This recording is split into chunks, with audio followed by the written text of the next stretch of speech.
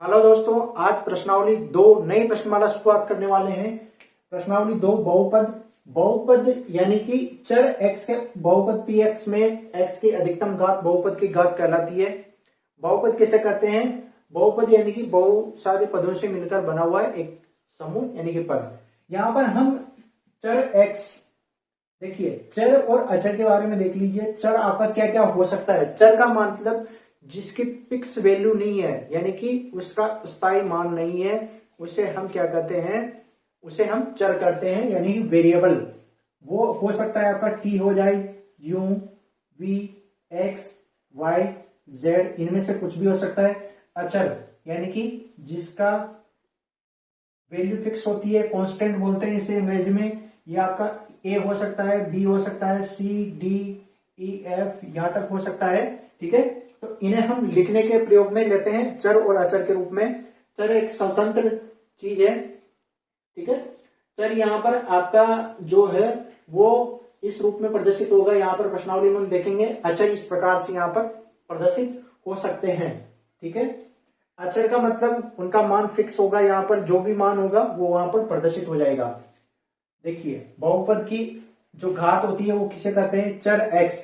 ठीक है, यहां पर एक एग्जाम्पल के तौर पे देख लीजिए, इसे देख लीजिए। ठीक है, चर x के बहुपद, बहुपद यानी कि इसे मान लीजिए px x के रूप में बहुपद है, तो इसे px कर देते हैं। मैं x की अधिकतम घात यहाँ पर 1 है और यहाँ पर 2 है। ठीक है, देखिए आप यहाँ पर 2 है, तो अधिकतम घात बहुपद की घात कहलाती है। यानी कि यहाँ पर जो भी घात होगी अधिकतम, वो बहुपद की घात कहलाएगी। ठीक है, तो इस रूप में हम यहाँ पर इन्हें डिनोट करेंगे या इस प्रकार से लिखेंगे इनकी घात के आधार पर। ठीक है, रैखिक बहुपद है पहला, लीनियर पोलिनोमियल। घात 1 के बहुपद को रैखिक बहुपद कहते हैं। रैखिक बहुपद का मानक रूप इस प्रकार का होता है, किस प्रकार से? ax प्लस b, यहां पर a का मान 0 के बराबर नहीं होना चाहिए। ठीक है, रैखिक बहुपद के उदाहरण है ये देखिए। मानक रूप का मतलब क्या होता है कि इस रूप में सारे के सारे जितने भी उदाहरण होंगे वो इस प्रकार से लिखे हुए मिलेंगे। तो 2x यहाँ पर b -3 हो सकता है। उसी प्रकार से यहाँ पर x है, इसके आगे a है, उसकी वैल्यू वर्गमूल 3 भी हो सकती है, क्योंकि यहाँ पर a है ये आपका वास्तविक संख्याओं में से लिया गया है। किस में से लिया गया है?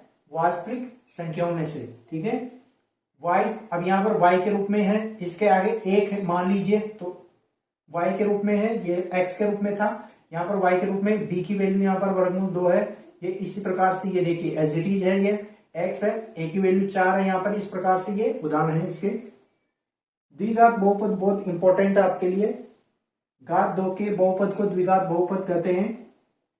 द्विघात बहुपद का मानक रूप, ये मानक रूप बहुत इंपॉर्टेंट है, इसे आप अच्छी तरीके से याद कर लीजिए। ax² plus bx plus c, ये द्विघात बहुपद का मानक रूप है। अगर इसके आगे बराबर 0 लग जाएगा तो ये द्विघात समीकरण हो जाएगी।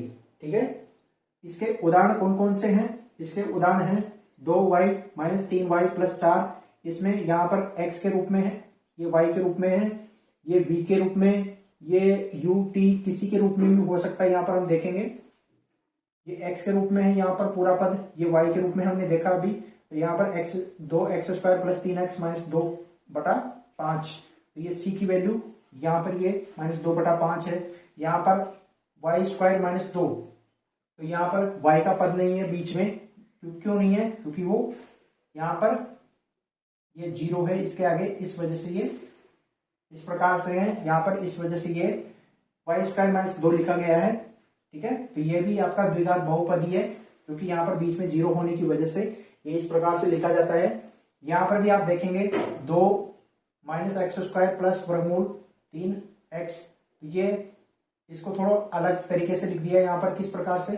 -x² प्लस वर्गमूल 3x और इधर +2 को इधर लिख दें, तो ये बिल्कुल इसी तरीके से बन जाएगा।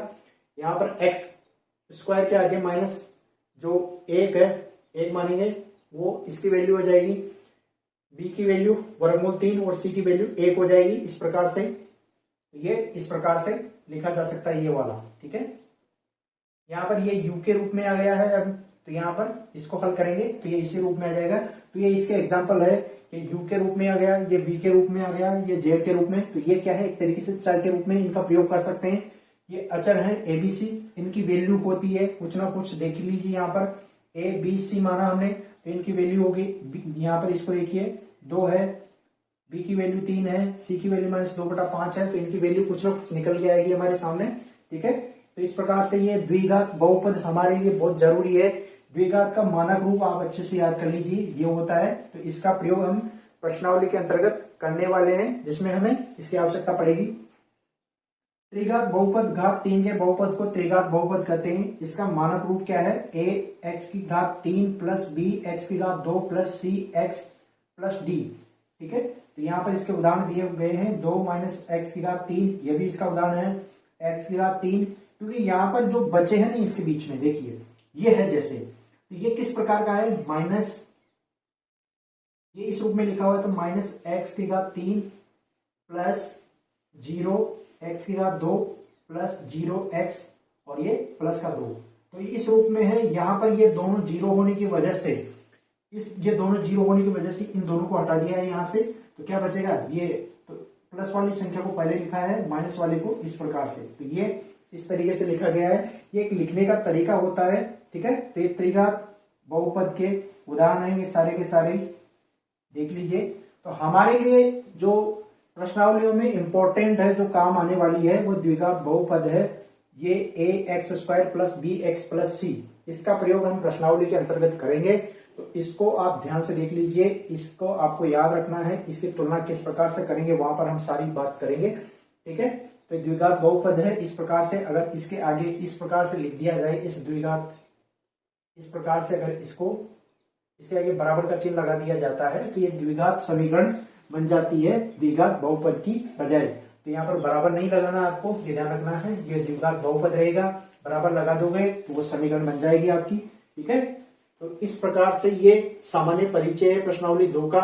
ये आपके जो प्रश्नावली 2 है उसके पहले पेज में सारे एग्जाम्पल लिखे हुए हैं, तो वहां पर आप देखकर उनको समझकर पढ़ सकते हो। इनमें कोई डाउट हो तो कमेंट में लिखकर पूछ सकते हो। वीडियो अच्छा लगा हो तो लाइक करें और अपने दोस्तों के साथ शेयर करें, और साथ ही बने रहें। आपको प्रश्नावली 2.1 और 2.2 के सारे प्रश्न मिलने वाले यहाँ पर। ठीक है।